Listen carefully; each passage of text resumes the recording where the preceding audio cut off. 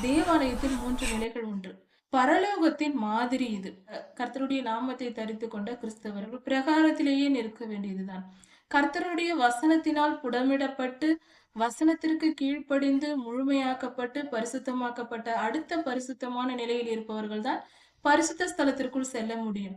அதற்கு அடுத்தபடியாக தியாகத்தோடு வாழ்ந்தவர்கள், கர்த்தருக்கு உண்மையா ஊழியம் செய்தவர்கள் தான் மகா பரிசுத்த ஸ்தலத்திற்குள் செல்ல முடியும்.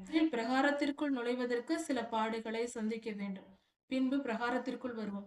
அதற்கு பின்பு சில பாடுகளை சந்திக்க வேண்டும். அப்பொழுது பரிசுத்த ஸ்தலத்திற்குள் வருவோம். பரிசுத்த ஸ்தலத்திற்குள் வந்த பின்பும் சில பாடுகளை நாம் சந்திக்க வேண்டும். அதன் பின்பே மகா பரிசுத்த ஸ்தலத்திற்குள் செல்ல முடியும். இந்த 3 திரைகளையும் கடக்க வேண்டும். அதற்கு பெயர் தான் விசுவாச பாதை.